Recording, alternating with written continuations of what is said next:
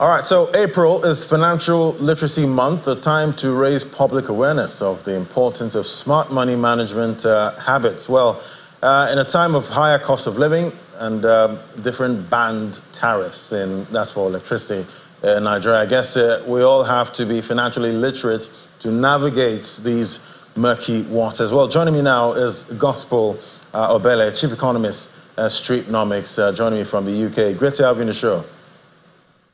Thank you so much for having me. Really, always a pleasure speaking with you every time. Fantastic, Gospel. So things are getting really expensive, in Nigeria, even though we hear inflation nearing central bank targets in countries like the US, the UK, and the Eurozone. So how can financial literacy help us here? Well, I think very broadly, it's not just a Nigerian thing. You have, whilst inflation is probably coming down in many countries like the UK, you still have a huge cost of living crisis where people are really having a hard time to afford the food and basic supplies generally. But, speaking in context to financial literacy, I mean, just simply talks about being more aware, personally and commercially aware about the state of your finances. Which talks about primarily your incomes, how much you make, how much you spend as by expenditure. Now, the tricky thing about expenditure is people are always being taught to control expenditure. But when you're in a strong inflationary stricken, vis-a-vis and a very, very high cost of living crisis prone economy like Nigeria and even the UK as well, you realize that sometimes expenses can spiral, not because you're not doing what you need to do to curtail it, but because, for instance, the price of bread has gone up, the price of a basket of tomatoes has gone up, so it's taking a larger chunk of your income. So the only block people can literally control and predict is income, all right? Being able to spread, have multiple streams of income and ensuring that they are, steps ahead of the cost of living crisis. So it's the financial literacy here is knowing fully well that you need to make more money to be ahead of the crisis times we live in, and also doing as much as possible to curtail expenses or live responsibly, whilst you're also exploring strategic routes to grow your investment, hedge against risk, and scale possible prosperity or wealth in the nearest future. Would you say is still this a time you can spend on your wants and believe that God will provide?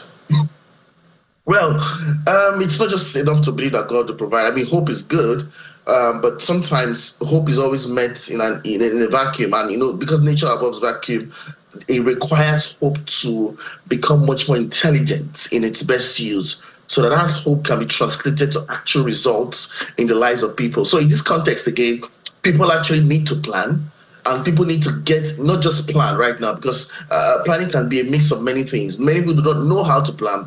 Many people who plan do not really plan with correct information, or they're not realistic enough in the scheme of planning.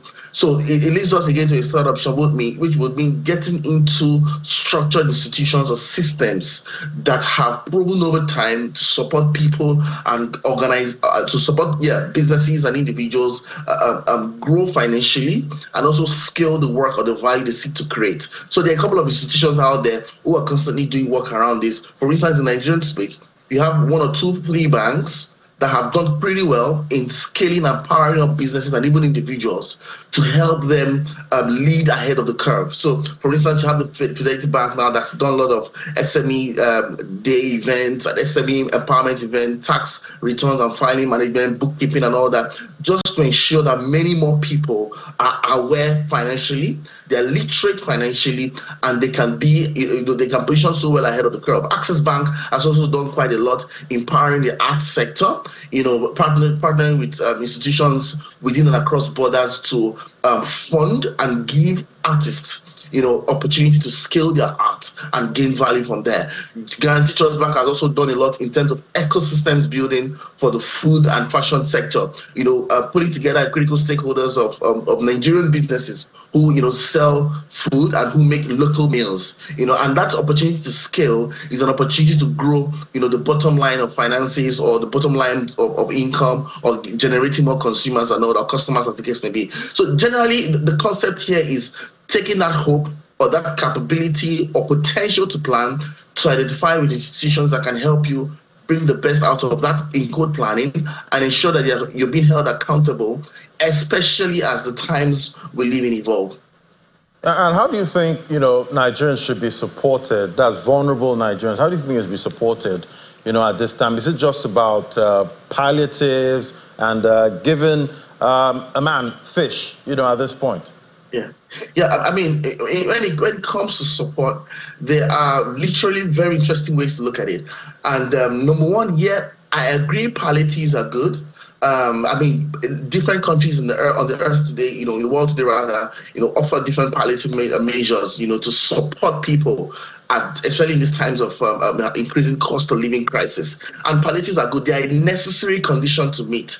You need to meet people where they are to be able to scale through survival before they can even think of anything else. All right. However, it's important to add another layer of condition to it, which is technically the sufficient condition, which means that we still need to fix the critical drivers of growth and development that power for human prosperity.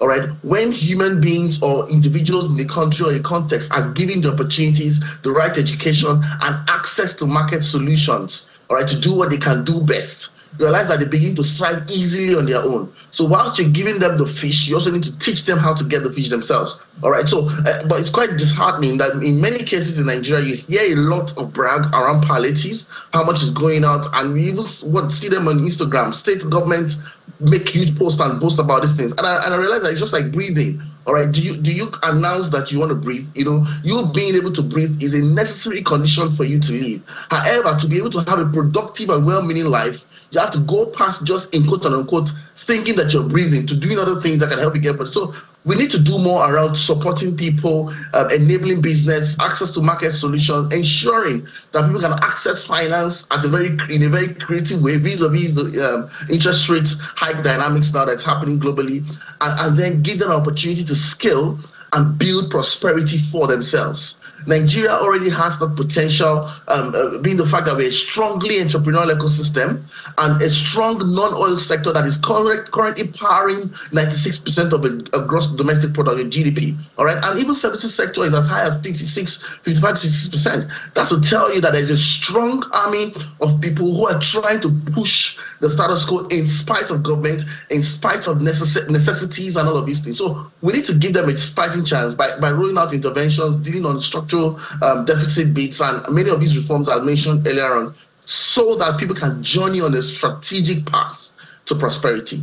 Right, and definitely we keep talking about government interventions and all of that, but what is the role of corporates at a time like this, in shielding the vulnerable? Yes, I agree. I mean, when it comes to corporate, this is the opportunity for any intentional corporate, to get into the minds of its consumers. Because of the cost of living crisis, many consumers are broken and are down, all right, and are looking for ways to connect with the brands that they trust. However, consumers can only connect to brands that they trust if the brands are engaging along the lines that are most interested to consumers themselves. All right, take for instance, consumers are more concerned about their personal security, their economic stability, and all of those things. All right, so if corporates really want to make the most of their bottom line in these times, then they need to shift costs on the lines of ESG. All right, what are the environmental, social, and governance dynamics that we need to put into consideration to ensure that we're supporting consumers where it matters the most, we're supporting society and helping to alleviate, helping to support society along the lines of the problems that they face on a daily, and ensuring that we are right there for consumers and we are joining that path with consumers. It's the reason why you see some brands keep making the top 100, top 50 global best brands in the world, because they built the element of trust spread around the framework spread around ESG frameworks that has sort of positioned them to connect with community and people in a very strategic and personal way. All right, definitely. Yeah, we're definitely hoping for the best, going forward. Hope we don't have to always throw around, palliatives at this time or when, these cycles, because the economy goes in cycles. So yes, hopefully, yes, when it gets to that bad time, the cycle, the vulnerable are still protected. Protected, more importantly. All right, thank you so much. It was great having you, Gospel Obele, Chief Economist at Streetnomics. Thank you so much. Yeah. All right.